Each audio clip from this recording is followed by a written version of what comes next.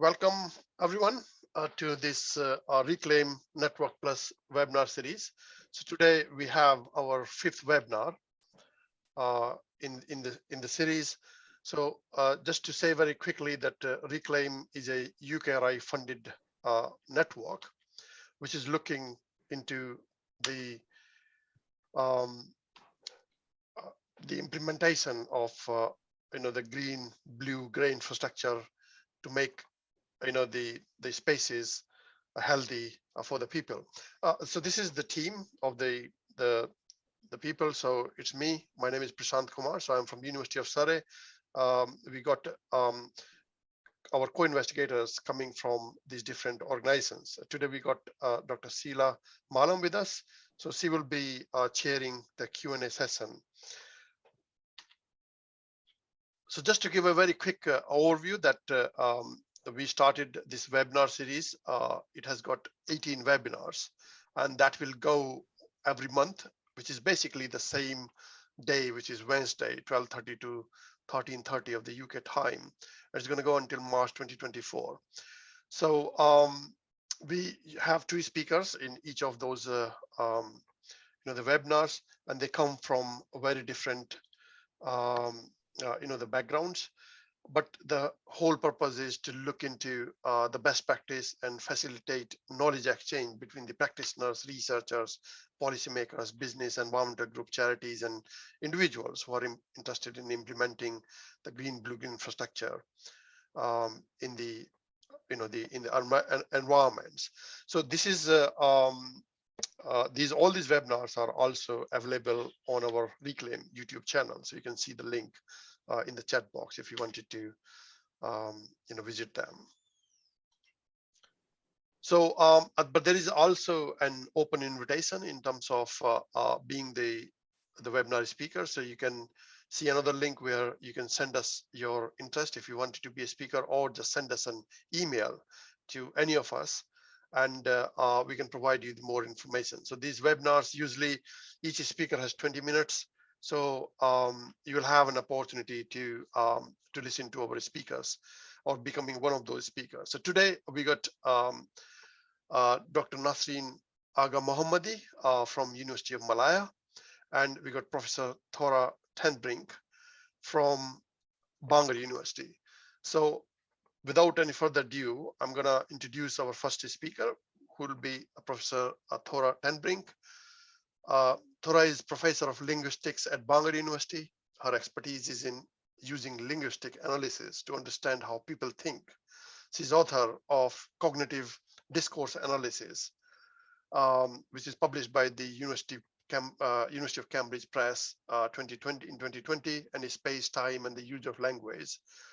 She has co-authored over 40 peer-reviewed journal articles in the area of language and cognition.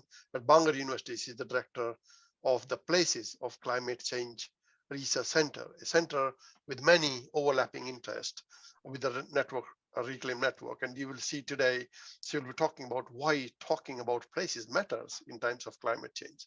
So over to you, Thora. Thank you. I hope you can all hear me and see the slides. So I'll dive right in. So I will be talking about places, talking about places matters in times of climate change. Basically, our research at Bangor University in the basis of climate change research center brings together the notions of place and climate change. So I'm contributing the linguistic perspective to that. And we'll talk a little bit about that. What does the talking about place mean in this context, or in the context of climate change? So why place at all in the context of climate change? Well, if you see a tree like that, or a landscape that looks fantastic at one point in time, and then later on it looks horrible because of drought and lack of rain and all that sort of thing, it will probably break your heart, but it will probably break your heart a little bit more if that happens where you live, when it's a place that matters to you in your local environment. So we all know that climate change happens globally, and that's sort of intellectual knowledge, but you will feel it much more when it's in your own environment. So it is felt locally So it matters to us. So why would we want to think about climate change locally? Because it matters, and our whole way of thinking is around relevance, really. Whatever we do, whatever we perceive, whatever we think, has to do with what's relevant to us. So we obviously sometimes we do things that are not relevant to anything, but normally we try to do things that matter. So climate change matters locally, and that is very important for our thinking. It's also the only place where we can achieve change. Maybe a few of us have that power to actually achieve some global changes, but normally we can do things where we live. It can cause quite a lot of anxiety and frustration when we think about how little we can actually do globally, but locally we can actually do something. So I think there's a high potential to be explored and capitalized on. So people do care for their local environment, and they will act to protect it when they see how they can make changes in their local environment. So here is a local environment. This is very close to Bangor, and we have actually collected data, linguistic data, discourse data, to hear people talk about this kind of environment. And so one person said, I like the old bridge, and looking down at the water beneath, the way the tide changes and reveals and hides different islands. The cormorants nesting on the bridge and the turbulence of the currents are fascinating to watch. I like how the straits have the feel of a river estuary all the way along, but with a different mouth depending where you are, despite not being an actual river. I really like this quote because it shows not only a spatial description of this very bridge that we can see here and the beauty of it, but it displays emotions and connections to this environment. It shows how this environment matters to that person. And this is exemplary for the discourse data that we have collected. And we have set out to analyze that in a study that I will mention again later. But first, I want to talk a little bit more about language-related findings around the experience of place. So we do experience our surroundings individually, personally. We relate to it on a personal level. Relevance, as I said before, is key for our lives, but also in the way we talk about space. And we communicate about space, which we do all the time. We tell each other where things are and how to get to some place, and space matters all the time. For instance, in the route description, we will refer to landmarks, and the landmarks that we mention are normally salient to us in some way, and that can be very much experience-based. So we might be overlooking some landmarks and relate more to others, and those will be the ones that we mention. Also, people will choose their routes if they navigate somewhere based on personal preferences. Locations are also cognitively represented based on experience. So that's another finding from the spatial cognition research, which is basically the background where I'm coming from. So for decades, I've talked about space and not so much about place. But there's a lot going on about personal experience there as well. Also knowing about places, knowing about locations is semantic in the sense that we know about places because they mean something to us. So if we say there's a school there, we automatically know a school has a certain meaning, and there will be children around that place and stuff like that. And then, of course, we experience our surroundings emotionally. We have these emotional connections to that, and we can find affective language, emotional language in spatial descriptions sometimes. There's also poetry on specific individually experienced places. So here's something that you might be familiar with. It's not poetry, it's a song. Okay. So just as an example for something where a particular place has been put into a song.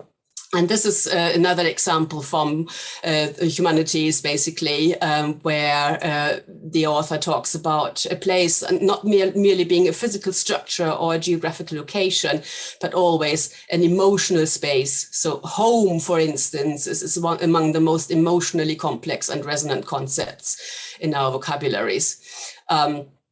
And later on in that same quote, he knows the place for the first time. That invokes a sense of, you can know a place, know about a place, but you can also experience a place and know about it in a more profound way.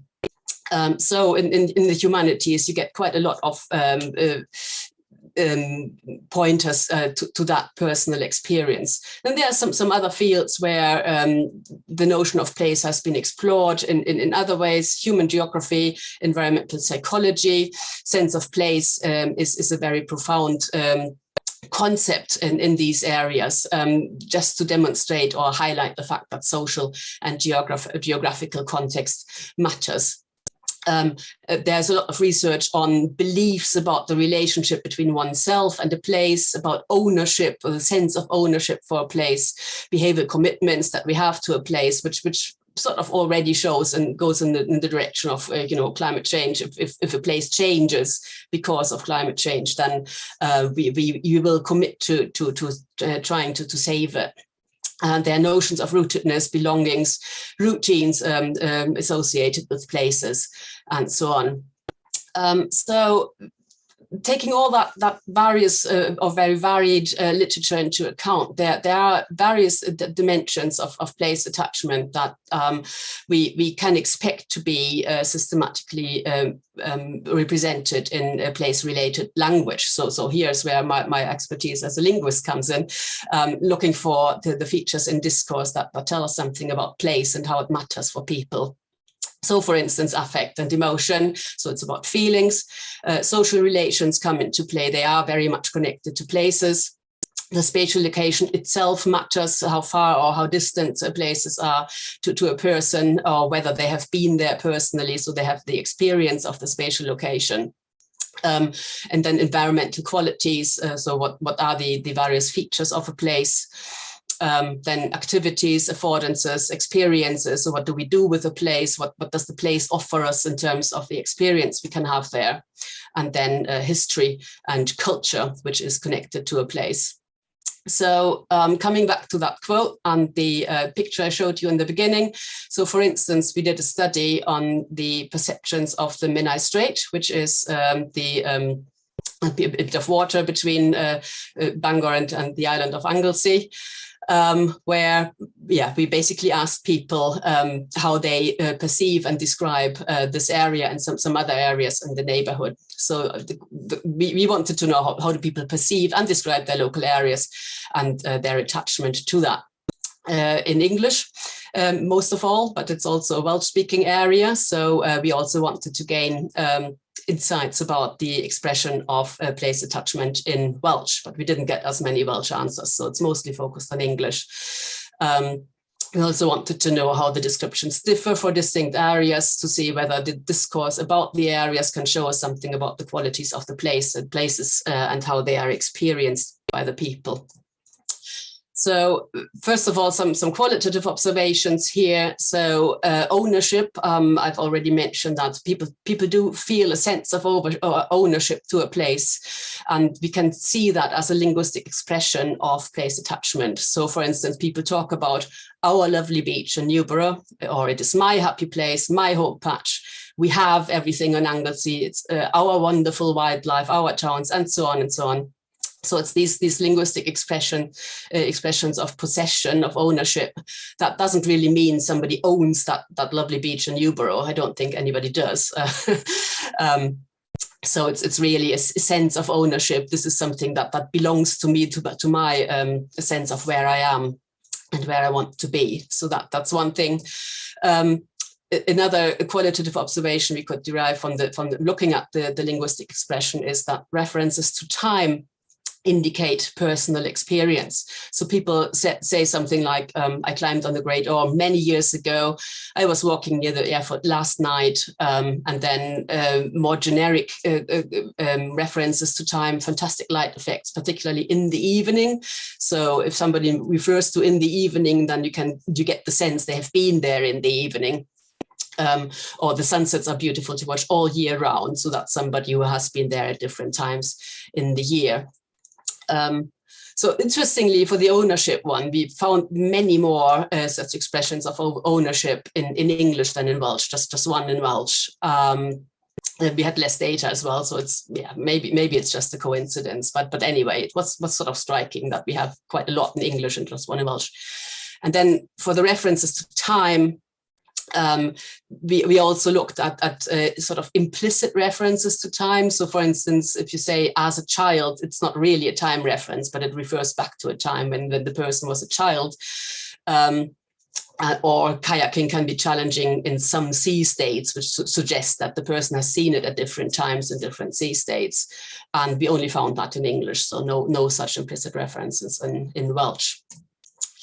So we also did the quantitative analysis where we mostly identified keywords, which was an iterative data-driven process. So we looked at the data and identified and counted key terms for place concepts, which included notions of proximity, specific locations in the area, references to nature, seasons, and wildlife, then some environmental considerations. Then we had a category about architecture, economy, and transport, history, legends, and culture, and then visual, perceptual appreciation and emotions and experiences and activities. Some of these categories might sound familiar because they correspond to what I showed you earlier about things that we expect to find in discourse about place attachment. So this diagram basically just shows you that, yes, there are differences between the three different areas that we collect the data in. So there are patterns. I don't want to go into detail, but we can derive from the data here that people do characterize these different areas in various ways. The Menai Strait is characterized by references to architecture, so they're the famous two bridges. Then people refer to the waters, which are very interesting in the strait. And then the water sports are other activities that they can do here. And there's a very high level of visual perceptual appreciation for this particular area. Then there's another area, Carnarvon Bay, sort of around the corner from here, which is more characterized by references to nature. There's also visual appreciation.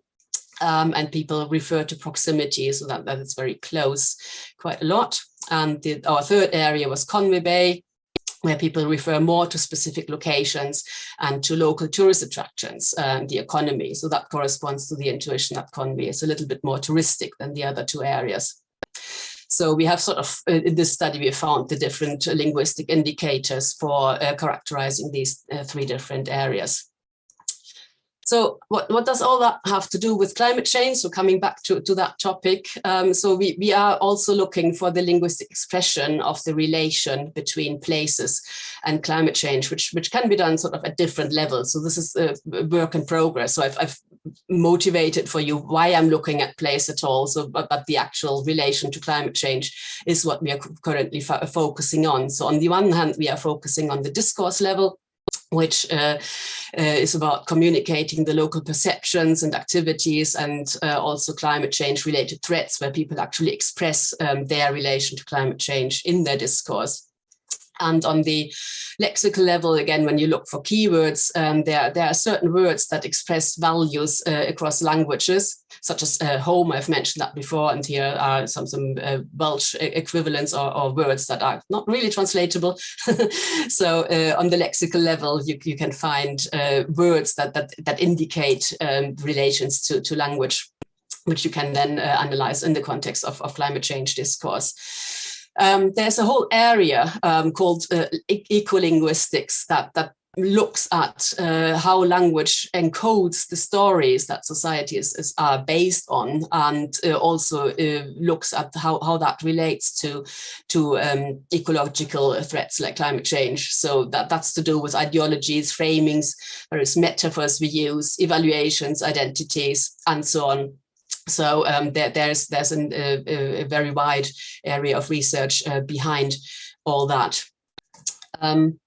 So just before I close, one more example for a study that we've done. This is collaboration with Simon Wilcock. a paper currently under review, where we asked whether the threat of climate change to sense of place is felt differently in rural areas as opposed to urban areas. So we've compared rural and urban areas in terms of place attachment and climate change threat, or how people feel that. So we collected data from a representative sample of more than 1,000 UK survey respondents. So that was a quick survey. They just had to answer 3 questions, and we could collect quite a lot of data there. And we were, one of the questions was a free text question where we could collect linguistic indicators of place attachment, very similar to what I showed you before in relation to the other study. And we found that these linguistic indicators of place attachment were more frequent in rural areas, which basically confirms that the level of place attachment is somewhat higher in rural areas. So the question was, please describe your local area in terms of what it means to you personally.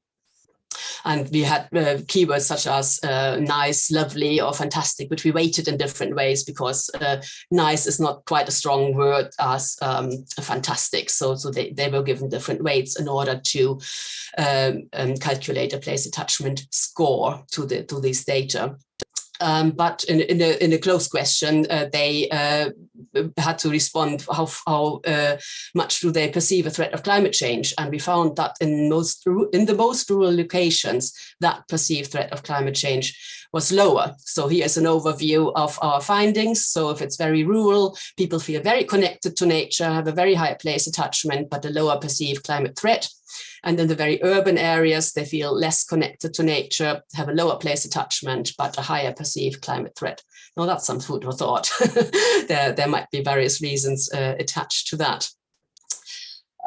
Between place attachment and climate change, there are quite a lot of interdisciplinary questions that can be asked, which bring together a lot of different disciplines. And you can look at the discourse and take the linguistic perspective, but there are also many different other perspectives related to the connection between place and climate change. So there's still lots to do. But I'll stop here and just point you to the Places of Climate Change Research Centre in case you're interested. Have a look at the website or get in touch. And I'm really glad about that connection to the Reclaim network because there are really quite a lot of overlapping themes there. So thank you very much. And I'm happy to take questions for a few minutes. Thank you, Professor Tenbrink. So I'm going to pass it on to my colleague, Dr. Shelagh Malham, for the Q&A. Brilliant. Thanks very much, Thora. I'm just trying to look and you're getting thanks, but at the moment, there's no questions. I do have a question myself, actually. Could something like eco-linguistics be used to help with raising the profile of climate change overall? Or is that a very broad question that's difficult to answer? I'd like to just say yes, obviously, absolutely. I think anything we can do to raise awareness of the threats of climate change and to perhaps understand the discourse around climate change and places better and then bring it out to the public and perhaps trigger discussions that involve this discourse. Anything helps to raise awareness. I'm pretty sure we just have to, bring in knowledge to enhance people's awareness about what's going on. And I mean, people do connect to their local nature, and they are aware that it might be threatened, but that it might be a sort of subconscious awareness that people don't always think about. So once that discourse started, they might think about it in a slightly different way and think about, okay, so what can I actually do to preserve my local environment? And now that I've become aware that that there's a threat there and that I actually do care about that, because we do take our environments for granted. If we grew up in a particular area and haven't paid much attention to the changes around us, we might not be aware just how much we care, unless it's until it's too late, perhaps. So becoming aware is very important, I'm sure. Okay, I think you've got another question coming from me as well at the moment, because there don't seem to be any more in the chat. You've done sort of rural and urban comparison. Have you done anything with blue or green comparison? Not directly, no. Sorry, not yet. Thank you. Prashant, did you want to come in with a question? Yes. So I wrote actually to you in the chat, but I can read it basically. So this is really interesting actually. So Thora, if let's say I ask you, what would be the top recommendation in terms of the implementation of the GBGI from your perspective? What would that be actually? Sorry, the implementation of what? Sorry, I'm not quite sure. Yeah, so basically, it's a very kind of the good research you have in terms of the rural areas, people perceive actually less, the climate threat compared with urban areas. So from this research, let's say you wanted to, increase the awareness or seeing actually the urban people as a threat or being more cautious about it, what would be the recommendations or what would be your, the kind of suggestions? Okay, I got you now. Sorry. First of all, we need to find out why that's the case, and we have got some ideas as to why that might be the case. And one of those ideas is that people in rural areas, because they are more connected to nature, they might be more resilient and actually see solutions. So I've actually heard some case studies about that, where people are less anxious about the threat because they know how to deal with it, and they have been flexible and resilient and dynamic before. And so that helps.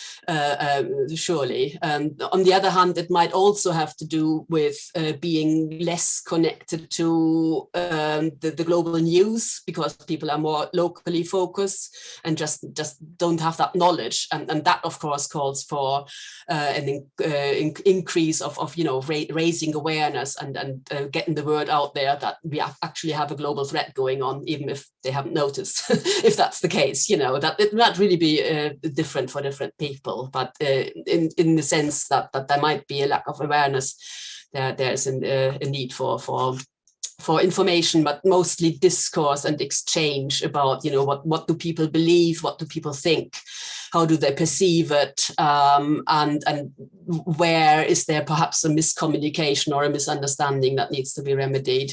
I think actually quite a lot of the current efforts probably have to go towards in the direction of communication, because solutions are available. A lot of solutions are out there, and there's a big question of how they can be implemented, and what local people will have to say about that, and how do they react to that, and are they ready for change in order to mitigate climate change.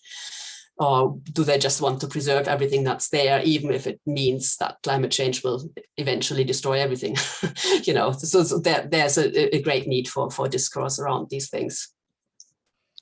I do have one final question. Is there has the number of references in language increased, or language or discourse increased to climate change over the last 5 years or so, do you think? Or is there any information on it? I haven't done that research, and I would have to look for the evidence, but my impression is that it has, because on the one hand we have had quite a lot of discourse around climate change in the UK, at least. So that would be my UK based perception, that the discourse around that has increased since COP26 last year, which triggered a lot of discourse.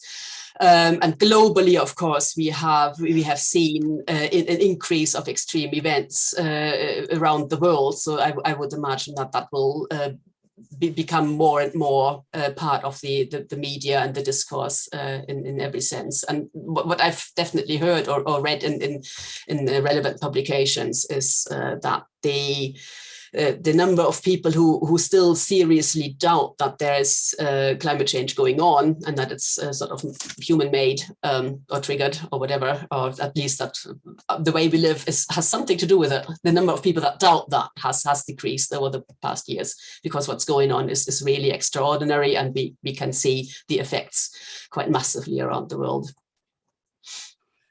Thanks, Thora. Prashant's just said to me that there's some questions in the Q&A, but I can't see them, Prashant, so maybe you could ask them. Sorry. Okay.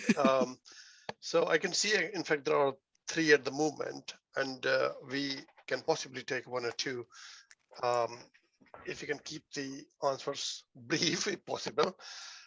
Jill Thompson, so he's asking how many of the people in rural areas were farmers, as it seems strange they were less concerned by climate change. I agree. It does seem strange. I don't know how many were farmers, I'm afraid. So like I say, it was a rapid kind of survey where we had to limit the number of questions that we could ask. So it is an interesting question, and we definitely want to go deeper into that research and find out what's actually going on there. Okay. We got another one from Andrei Kuzmin. Sorry if I didn't pronounce your name well. He asked, how do people perceive the opposite changes? For example, we tell about global warming. However, many local events show a decrease in temperature. Yeah, that's a very interesting point. I absolutely agree. And I think in the past, there was a bit more sort of discourse that ridiculed the notion of climate change because it happened to be a very cold winter or something, or we had snow in April. So how can we possibly speak about global warming? On the one hand, I think there has been a conscious effort to replace the word or the concept of global warming by climate change to avoid that sort of miscommunication that it's just about warming. It's not just about warming. It's about, upsetting the entire system. So that's one thing. But there's still some discourse there where people mix up weather and climate. Which again is weather is associated with the local and the everyday and what we actually experience, whereas climate is more associated with something much bigger, much more global, much less graspable, and that conceptual jump, of course, is something that is always a very big challenge, and I think that's underlying a lot of the discourse and the controversy around these issues. So the last one actually is a very broad question. Can we control the climate change and nature, from Amrit Kumar?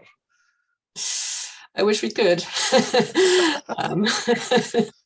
Yeah, I mean that's what we are all trying to do to mitigate climate change and try to make sure that the effects are not as bad as they could possibly be. But I think a lot needs to change before we can say we've made a real effort. We have done everything we can. I think we can do a lot more still. Yeah. Brilliant. Yeah, thank you very much, Professor Thora Tenbrink, for your very exciting presentation, and thank you very much for your time today for sharing. So just to let colleagues know that this is recorded and it will be available on our YouTube channel, so you can see the link in the chat box at some point. So without now further ado, I'm going to introduce our next speaker, Dr. Nasrin Aghamohammadi. So she's an associate professor in the Department of Social and Prevention Medicine at the University of Malaya in Malaysia. Her core expertise in environmental engineering, air pollution, climate change adaptation, and the urban heat island phenomena, linking it to the health impacts. So she got her PhD from University of Malaya in chemical engineering and a Master's of Science in civil engineering, with an extensive background in pure and applied research as well as engineering background.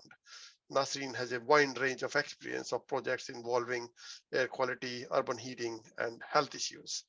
So without further ado, I'm going to pass it on to Dr. Nasrin Aghamohammadi.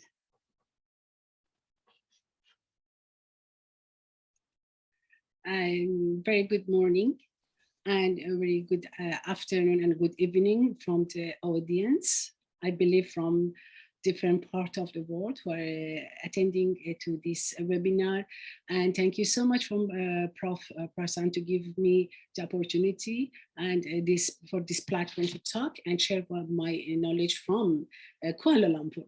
So as you can see in the background, you can see forest is burning already, because we are living in a rainforest country in Southeast Asia, and lots of diverse ecosystem, in the Southeast Asia, especially in Malaysia. And we do have the annual biomass burning forest fire fire, which is really contribute a lot to the climate change and global warming. And also we know more than 95% of the world population currently is suffering from the bad breath, unhealthy breath in the air. A little bit I elaborate where I might come from. Perhaps for those don't know, where is Malaysia? We are located in Southeast Asia, and this is Peninsula Malaysia. And from here, which I'm in Kuala Lumpur, flying to the East Malaysia is about 2 hours by flight. And this is where they call it Brunei, consists of 2 states of the Sabah and Sarawak. And below here is Indonesia, which we all contributing a lot to the forest fire during the dry season, because here is hot and humid, right? And this is a landscape of Malaysia. Perhaps for those has never been in Malaysia, you can a little bit look at the beauty of the nature and diversity in terms of the highlands, in terms of the caves and coastal lines and islands. So this is a little bit a briefing of Malaysia. So of course, by this burning and biomass burning, we are really distributing lots of issues to the ecosystem in terms of carbon, nitrogen, and sulfur fluxes to the ecosystem, which is very important to conservation of the globe in terms of marine and freshwater ecosystem. And with this destruction, we can also have impact on the temperature and precipitation. Then of course, in consequences would be a climate change and ecosystem stability. So with this burning, by biomass burning, forest fire, I think this is a very relevant to the previous question from Thora, talking about why we do have forest fire in this area. Yes, because native people, farmers, they don't have a knowledge of understanding. By land clearing at the end of the harvesting, they burn the land because for them it's much cheaper rather than using mechanical instrument.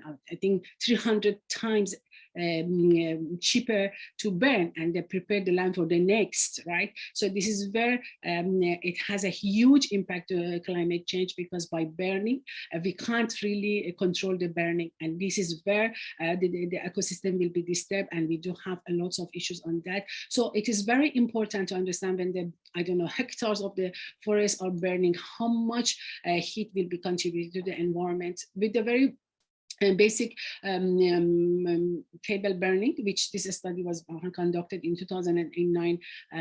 We did have a measuring of different species of the biomass and plantation, and we want to know how much, for example, when you burn 1 kg of a specific vegetation or typical vegetation in Malaysia or in Southeast Asia, how much carbon, nitrogen, and sulfur will be contributed to the environment, and how much emission factor of the carbon monoxide or carbon dioxide would be contributed to the environment. Of course, by burning, we realize it, carbon, sulfur, and nitrogen will be emitted at very beginning of a stage when it is burning is happening, the flame is there. But the moment the flaming is finished and goes to a smoldering, where is the smoke is coming up, of course, a high amount of carbon monoxide will be contributed to environment. With the numerical modeling, we try to understand the production rate of all these elements to see how much they can contribute to climate change and increasing the heat in the climate. And on the other hand, we never forget whatever we are doing to this to the environment, apart from the carbon, sulfur, and nitrogen, we do have a very killer component, which we call it particulated matter, which has impact to human lung. And it is where we can have impact to the human health, and also putting in cardiovascular diseases, where lots of other issues is coming on. And by increasing the PM 2.5 or particulated matter, also be increasing the heat more to the environment. So with some of the studies, they show is that even the different type of vegetation, for example, forest fire or agricultural burning or grass land fires, how much impact has in human respiratory diseases, for example, looking at the heart diseases or pulmonary diseases or lung cancer or stroke. So there are a different distribution of this burning. So we can see how much with simple activity of a farmers we may have, you know, such consequences to the global warming and of course climate change. change. This slide will show you how much a climate change has impacted the human society and life, because by increasing and by don't considering any of those, we increasing or we changing the temperature or precipitation, a meteorological impact, which is going to impact human health. And by climate change, let's say using coming with a natural disaster, let's say flood or landsliding, the other diseases will come out, like vector-borne diseases, waterborne diseases, foodborne diseases, and airborne diseases. We are really, I think, one of the recent issue we can look at it was COVID come from the disturbing the ecosystem per se, which is airborne diseases or tuberculosis. If you look at the vector-borne disease like dengue fever, which is in the tropic, it's a very common disease, or malaria in the forest, or waterborne diseases. And also even AIDS is kind of other infectious diseases, is the impact of climate change. With that, we did have some action in Malaysia. We look at the transboundary air pollution, we call it haze, but this haze means help action towards zero emission is coming by collaboration with the Academic Science Malaysia, with the task force. We go together, we gather different expertise and collaborators with different, very multidisciplinary approach to look at how we can tackle the issues and haze, because this burning in a forest in even Indonesia is a kind of transboundary haze, which is coming to the country and of course has impact globally. And also it is promoting also the activities to the farmers and bring to the down, as again, I think Thora just now mentioned it about the linguistic part. It's very important we come to the low-level language and approaches to train and educate society and community to understand the issues. And also we are also collaborating with Respire, Global Health Research, for focusing on respiratory health in Asia with Edinburgh.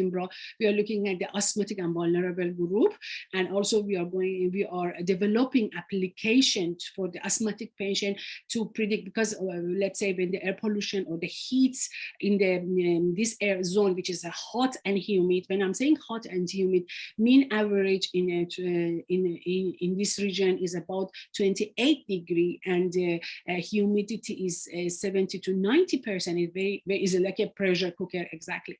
So that's very important to engage and to be aware and alerted for the community. So with that, we can develop some application and help them.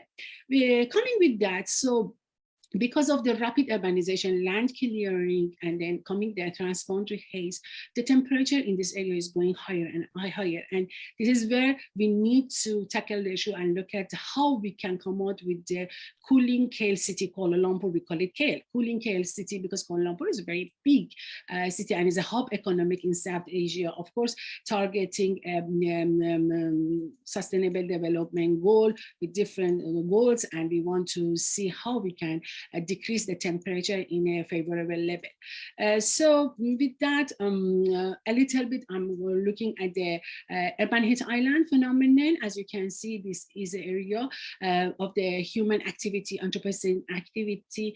With this is in higher temperature in urban setting, which is compared to the temperature of the suburban or rural surroundings, and it appears as an island and is a pattern of isotherm on the surface map. Of course, using a lot of reflective material or green wall, horizontal or vertical greenery can help a lot to absorb the heat and help, because this is where we are using a lot of air conditioning and lots of energy usage, and we need to back to the energy efficiency building. So we need to look into it, how we can tackle the issues. We come with a very holistic grand challenge project, which I was leading this project. It's a component of 4 wings of the engineering, social sciences, medicine, computer science, and built environment. With the engineering wings, we look at local climate zone, meaning that we characterize the hot spot of the city. Where is the hot spot? Where is the green lung? Where is the cooler zone? Where is the hottest zone? And with that, we go to the ground, and this is where the study, like an expert like Thora can really help, because we go to the ground to understand the knowledge, attitude, and practice of people and society, and how the behaviors towards health, urban heat island. The concept, content is not too familiar to the society and community. Even climate change itself still is a lot.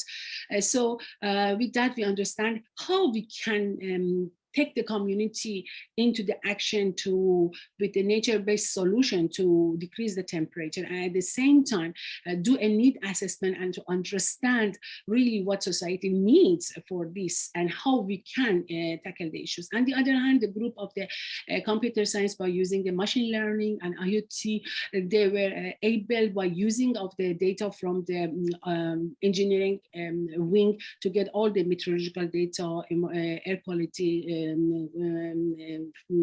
components, to bring to come out with the kind of application to propose to society to use healthy routes rather than especially for those who are vulnerable, like people have a cardiovascular disease or asthmatic patient, to use the healthier route rather than the shortcut.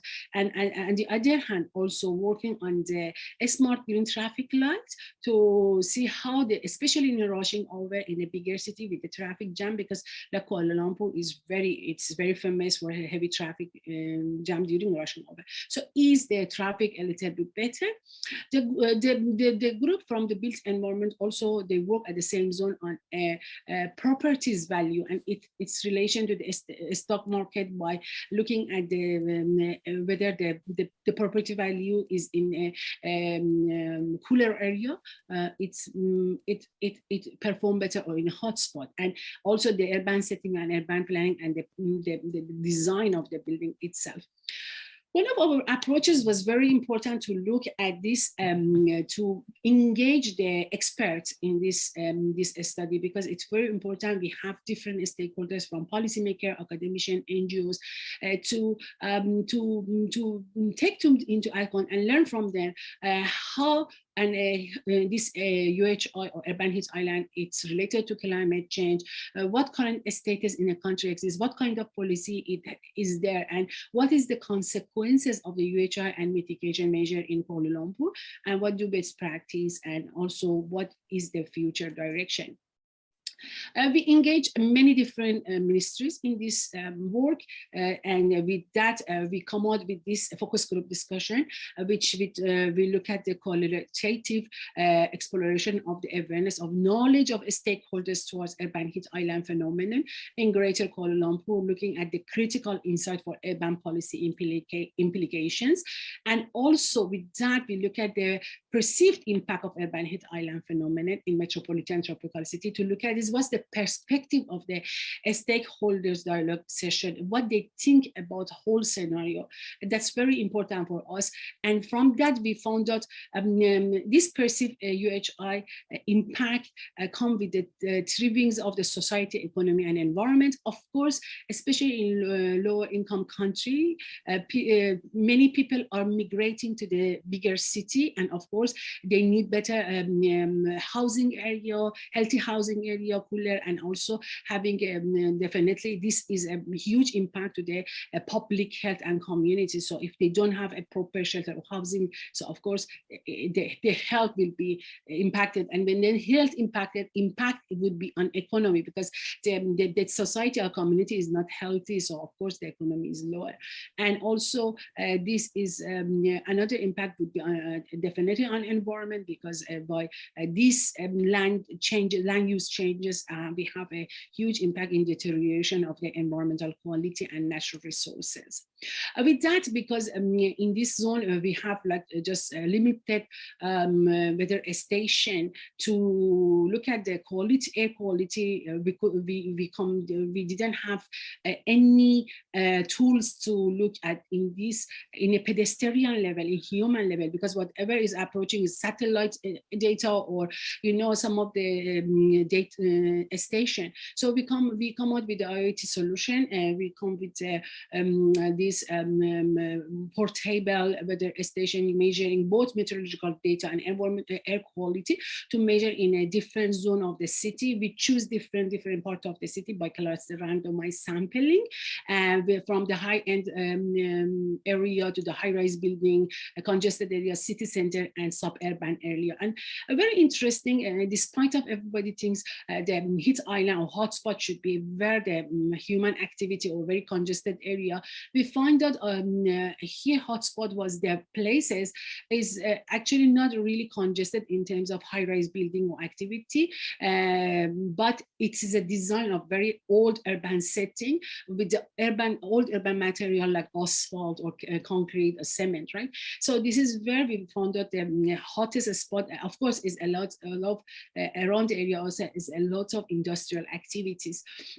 So with that, we come out with the make it zoom down, and we use the kind of modeling of NDMET in 100 meter square to make sure we find out where is the hot spot exactly in a city. So from this, you can see this Google map, you can see we come out with the application and we find it the hottest spot. If you realize that 8 a.m. is cool, 2 p.m. is getting hot,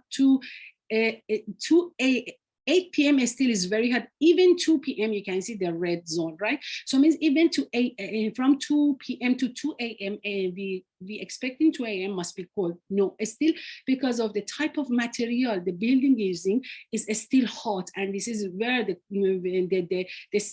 temperature of the city cannot come down, and that's where the city has fever. So this is where we go to the mayor and the city council to look into the hotspot with the retrofitting.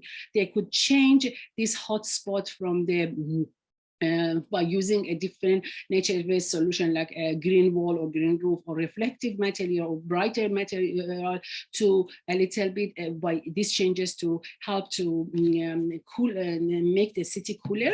And of course, with that approach, we can have the greener, better, livable Kuala Lumpur and change a new technology to cooling technology. And we here at the air conditioning consumption is very high. So energy building is very high. This is where we need to also balance the energy building by improvisation of the urban design and planning by enhancing the thermal comfort among the society. That's a very interesting part, because with this, we come out with the different approach of climate literacy among different level of society, school children and top management, to educate them in terms of climate literacy and understand what exactly, we talk about climate change all the time, but if you really go down, you see really they need some measurement and some approaches. So we in the school level, we engage all the some of the schools science club. We teach them how our portable station works, using even the solar panel to save the energy. And students were very interested because we come up with different gaming, with different program, and also treasure hunting. So through that, the students were so able to understand whole concept, and they understand how even the weather station works and how they can collect the data.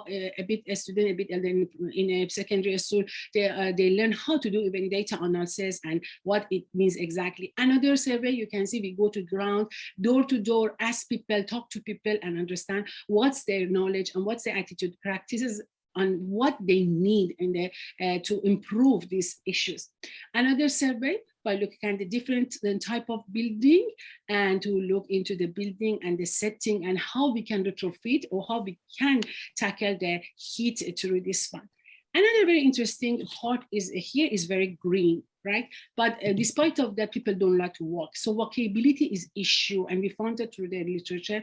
Of course, we don't have enough investigation on why people don't like to walk around the area. This is when we talk about perception. I think I don't have much time to go to detail of this, but it was very interesting to see people what they expected, what they want in terms of the, for example, a campus like my campus is considered as a green campus. If you look at the next slide, this is our campus. Even though here is very green, right? This area all used to be green and was forest. Then the land clearing and the rapid urbanization, it turned all this greenery to be a concrete jungle. So there are a lots of multi approaches we do have here.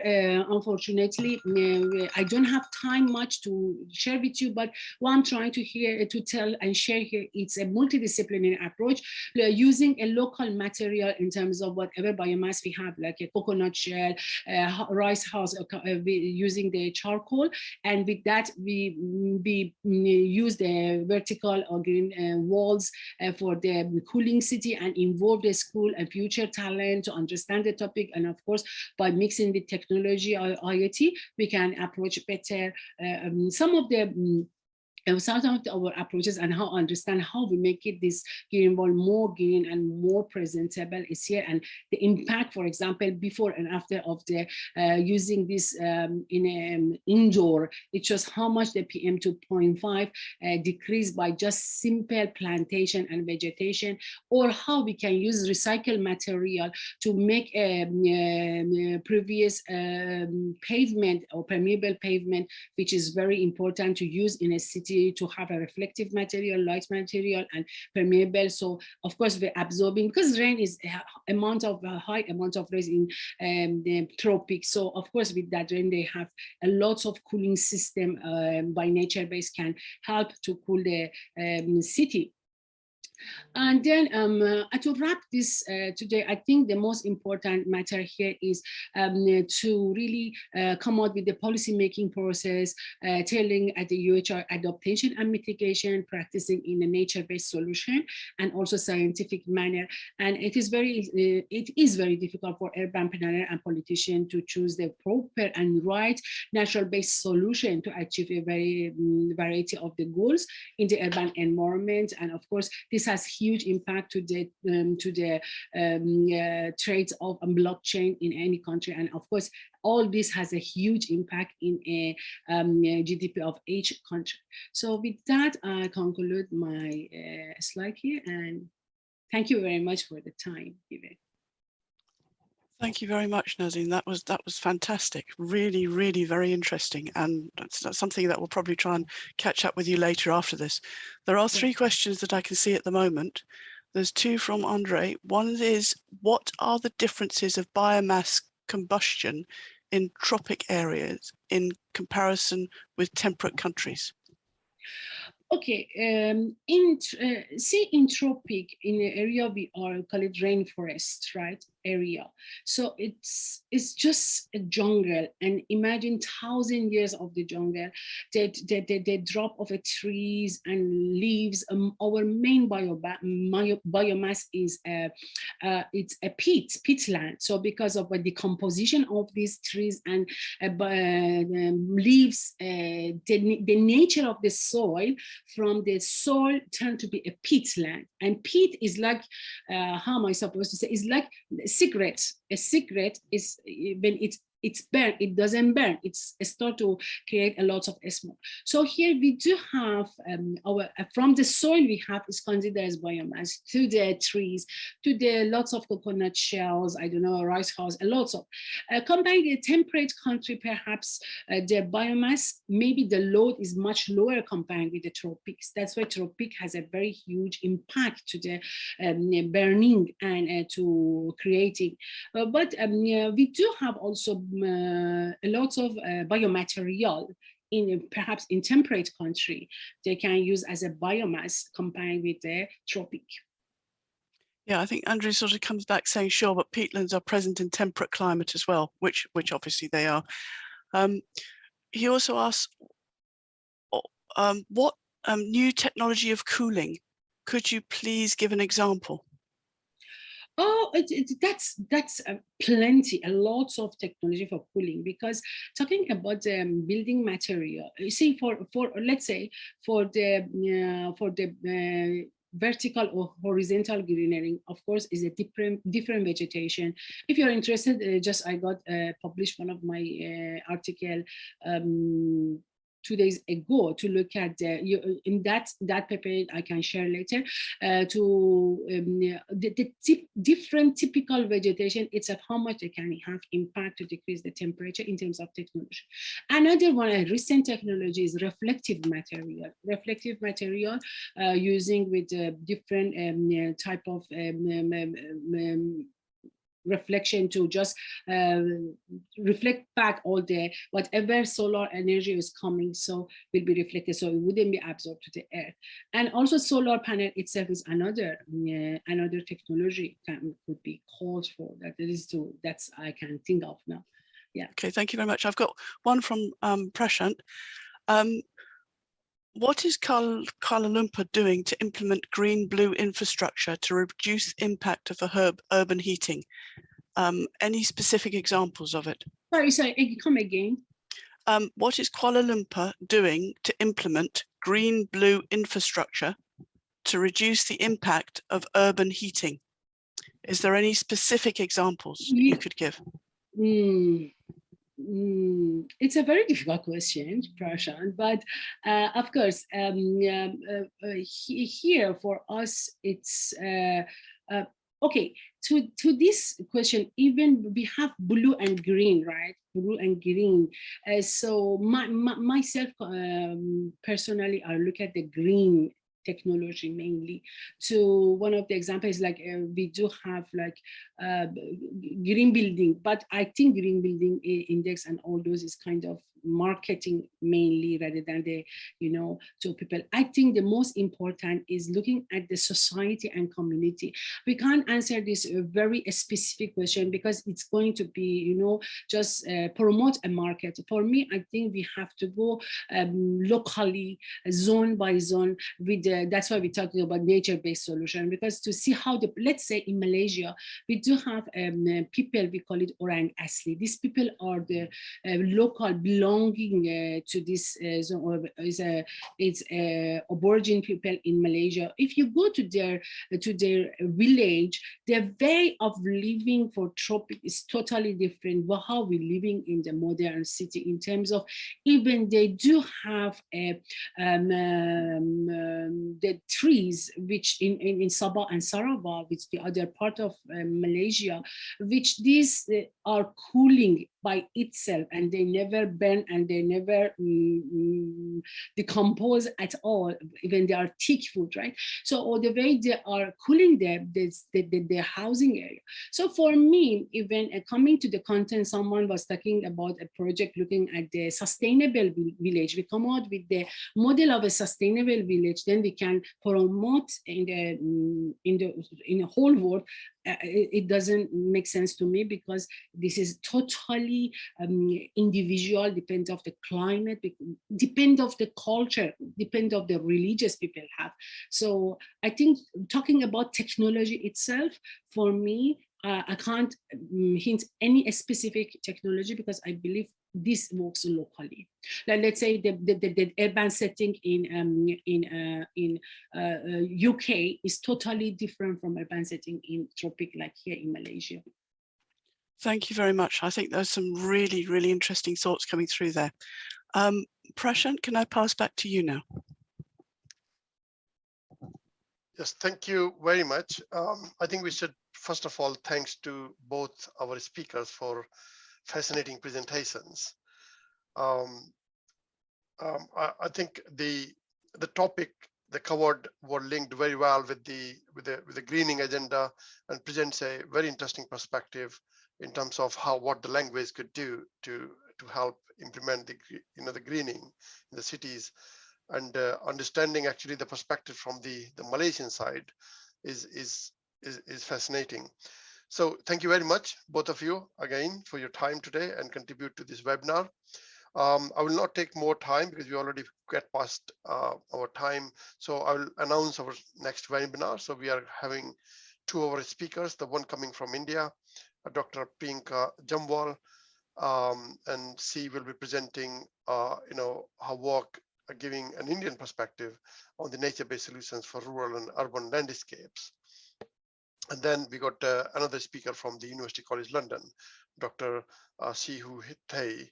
She will be talking about the co-design process of improving water quality in London.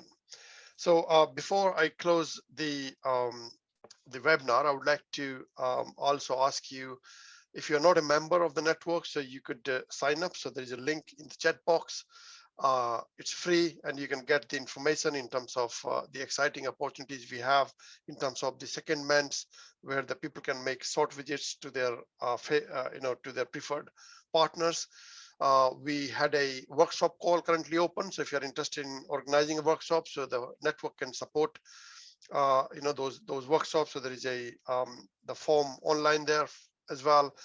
And we again are open actually if anybody's interested in making or giving a webinar. So just let us know, and we will slot you in the upcoming webinars. And one last thing is we are launching a research call this week.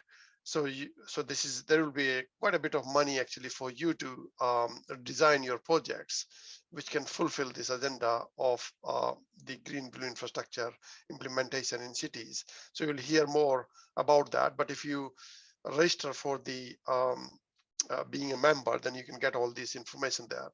And if you are on the social media, so you could follow us on the Twitter, which is the reclaim_network.